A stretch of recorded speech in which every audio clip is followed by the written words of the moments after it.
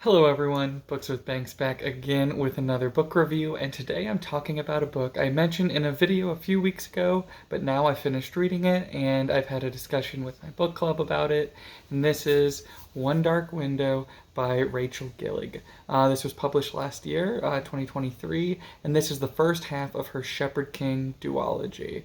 Now, I haven't read the second book yet in its entirety. I'm about 100 pages or so into it, but I wanted to get this review out before I got too far in the second one, just so that I could still make predictions and things like that. Also, to make sure that I'm avoiding spoilers for the whole thing as much as possible. And speaking of spoilers, I will start out the first half of this video relatively spoiler free, not giving away anything specific that happens, especially nothing after the first 100 or so pages, and then I'll clearly signal when I'm dipping into the more spoiler filled discussion.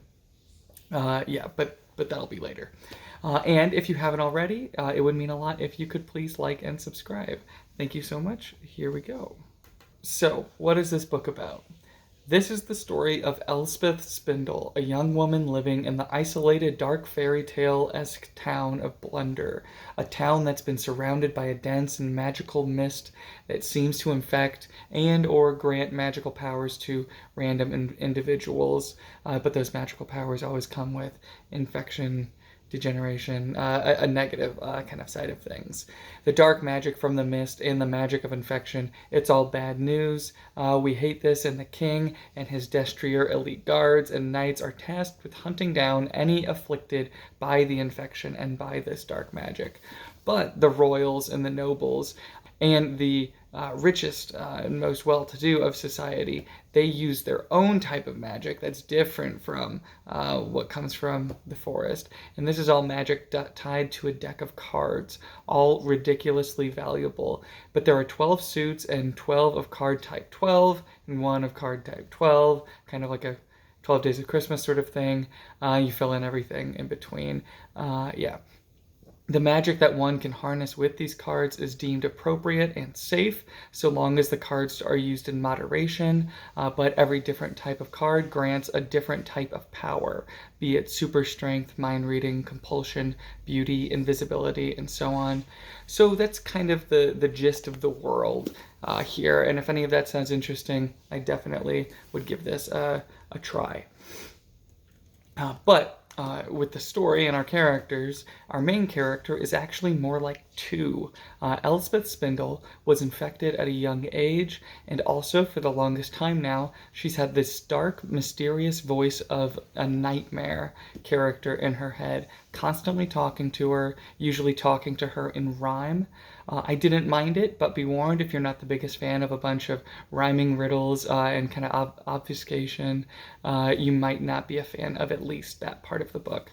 As for my friends and I, all of us in the book club absolutely love the nightmare character inside Elspeth's head. He has a very dry sense of humor, a terrifying sense of like near omniscience, although on second thought, omniscience might be too strong of a word to describe what he knows and what he's aware of, but you get the idea. And reading through the book, you get the sense that this nightmare character in her mind knows a ton more about the lore, the magic, the history of the world, and even the current political situation. He knows a lot more than he ever directly says, and a lot more than what our main character, Elspeth, his host, ever really asks him about.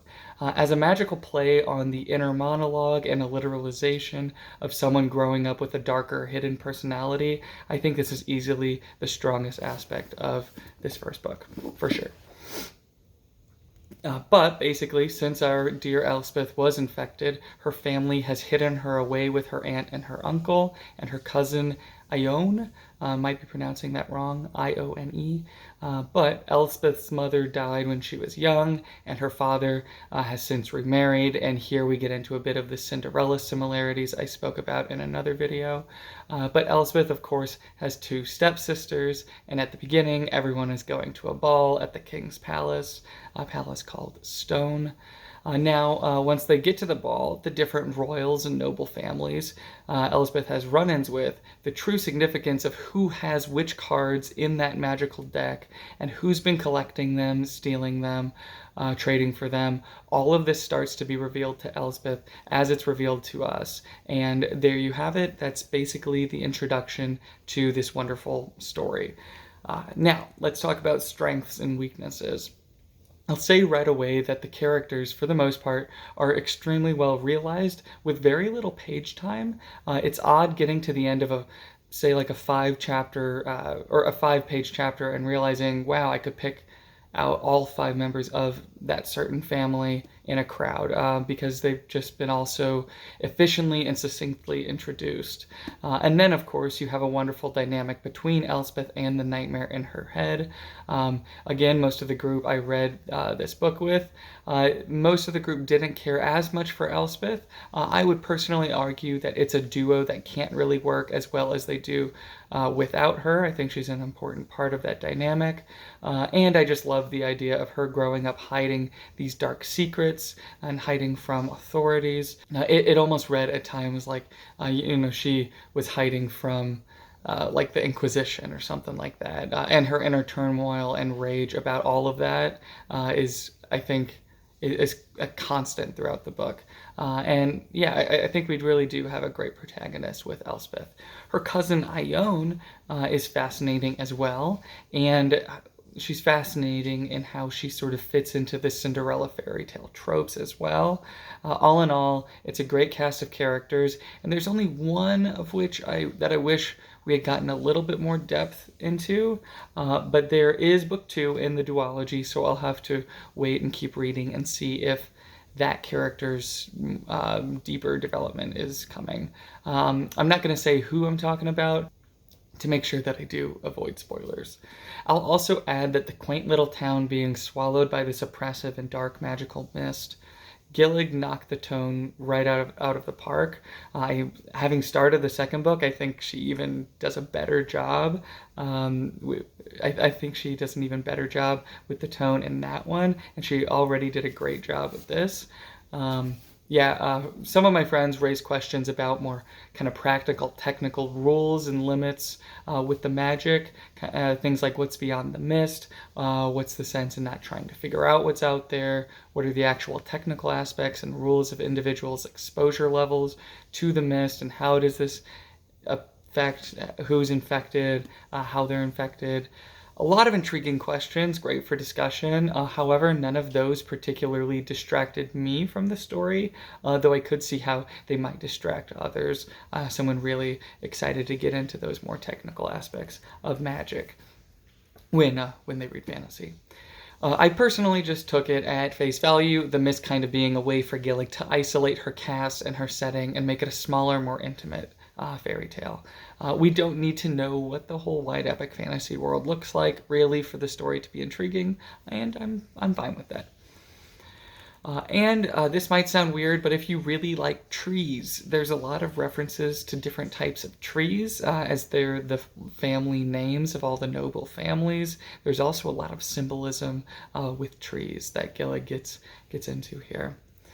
I will say that there is a romantic subplot, and honestly, it is one of the weaker, least developed, least intriguing, or least interesting romances that I've ever read. But thankfully, it's such a small part of the book that it doesn't even have enough page time to leave like a bad impact. It just really leaves absolutely no impact on me. The rest of the story could proceed exactly the same if the two lover characters just became better and better friends instead of romantic partners. It really doesn't change that much. There were some oddities and a few writing choices that took getting used to. There's one scene early on where 2 characters are attacked by highwaymen, and Gillig doesn't let us forget that these are highwaymen. No pronouns jump in to replace that. It's always the highwaymen did that, then the highwaymen did this.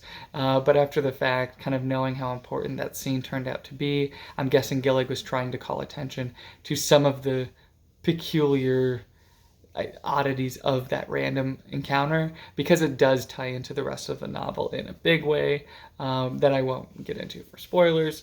Also, kind of early on in the book, getting a grip on how many there are of each card, what each card does, what the side effects are of using each card too much, and not to mention who's in the Destrier King's Guard, basically, that kind of unit, who's a prince, who's in line to the throne, who's cousin and who's nephew, all of those things. Gillig does throw a lot of this info out at us early on, where all of that combined with the nightmares riddling rhymes can feel a little overwhelming in the first 100 pages or so. But I'd say don't sweat it if you really are having trouble keeping up with all of that. When something becomes important later, Gillig will almost always clearly reiterate the kind of necessary aspects of her world and make sure us, the audience, are understanding exactly kind of what magical thing or element is about to happen or what's about to impact the story in a big way. So yeah, I think that should do it for the spoiler-free section. If you haven't read the book and you don't want spoilers, thank you for watching, and I hope you come back after reading the book to hear my spoiler-filled thoughts. That will begin in 3, 2, 1. Here we go. Okay, so with spoilers, let's jump straight to the ending. I mean, maybe a little bit before the ending, but this book really got its hooks into me when we learned that every time Elspeth asked the nightmare in her head, every time that she asked him to make her stronger or to bring out the claws and the yellow eyes to attack or defend or whatever, when we find out that those asks for help have cost her a little bit of her soul, and that slowly but surely the nightmare is taking over, really like a parasite, but also it's like a parasite who has like a full range of emotions, and a parasite that empathizes with Elspeth and who really cares for her, but he knows this is kind of where things are heading. That put their whole dynamic kind of on another level, that I just really loved. And then that Gillig goes full tilt into it at the end, having this transition actually happen in the last couple of chapters, with, by the end of the book, no trace of Elspeth left anymore. I felt it was really bold and bleak and grim, but very satisfying. Now, I do have a feeling that the rest of the characters might find a way to try and bring Elspeth's soul back into her body in some way, shape, or form in the second book. I'm not going to lie, I don't think I really need or even want that to happen. As much as I like Elspeth, I also really want that cost of her magic and her asking for help. I want that cost to have actually had some weight to it, to have meant something, and to have permanent stakes. That said, I'm sure Gillig, bringing Elspeth back or not, she'll pull it off in a satisfying way. Gillig's built up enough confidence, or I have enough confidence at this point in Gillig to make that her return satisfying as well. But kind of concluding that point, I loved where Gillig chose to cleave this story in half, and it has me super excited for where we're headed next. But now kind of let's back up, talk about other spoiler things, just throughout the book. I mentioned there was one character I wish Gillig had fleshed out a bit more, and maybe it's because I'm getting pretty used to this same archetype, and I just wanted there to be a little bit more to him, or a little bit more of something unique. But this is the love interest, Raven Yu, and he's the main reason the romantic subplot is so bland to me. He starts off kind of interesting, the brooding guy who seems dark and mysterious, but he's also bookish and has a much warmer and a much more welcoming bedroom or like office than you'd think a royal guardsman would have. And he really is opposed to the idea of pretending to be courting Elspeth, the protagonist. So there's definitely an interesting setup, but then when it turns out he just didn't want to pretend he liked her, and he was all standoffish because he already did like her so much. Oh no. And then they hook up, and after they hook up, I mean, he really doesn't get that much more attention or page time outside of just kind of being an object of her affection. I felt a pretty weak and predictable romantic plotline, and thankfully it doesn't take up that much page time. But now let's talk about, even though Raven didn't impress me, let's talk about a character who did in a little more detail. Ione. This is Elspeth's cousin, who I've mentioned a few times. And Ione, she gets a maiden card when her dad, Elspeth's uncle, basically gets the king to agree that his heir and son, the cruel and violent Hoth, will marry her. So this uncle guy pays for this privilege with a nightmare card, one of the rarest in the deck, and the uncle marries his daughter Ione off to this monster Hoth, a very violent prince. Yeah. And at first, I think we're all kind of on board with Elspeth being frustrated with Ione for being so okay with selling out. And Ione gets a maiden card that makes her beautiful on the outside, but kind of turns her heart to stone, metaphorically. At least the heart to stone part's metaphor. Literally, it does make her more quote unquote beautiful on the outside. Elspeth feels betrayed. We feel betrayed. But there's also always kind of that lingering bad feeling of like how much choice did Ione actually have in the matter? And sure, she seems okay with it, and it seems like she's totally embracing all of the power and beauty that comes with her engagement. But then we see her over the course of the book doing a few subtle things to undermine her cruel fiance and to actually help out her cousin. It's like pay attention to her actions and not her looks or her words, and I think you'll find a much more interesting character here. Ione is pretty interesting, and I'm excited to see what Gillig does with her in the next book. And yeah, I really don't have much negative to say about the book other than the weak and forgettable romance portion. I just have a few more positives. The slow drip and unraveling of the lore and untangling the confusing riddles of the nightmare, and the pretty well foreshadowed but still satisfying reveal that the nightmare is in fact the Shepherd King, and then these flashbacks to him seemingly trying to save these children from a burning castle.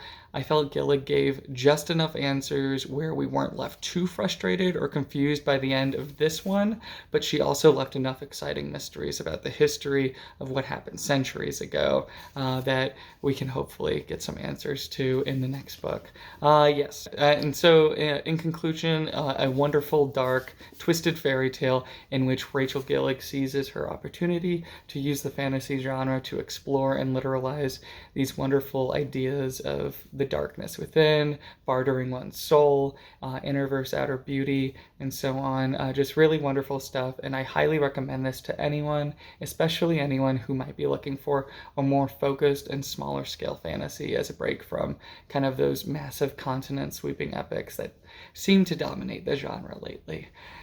So that should do it. Thank you all so much for watching. Have a good day. Bye.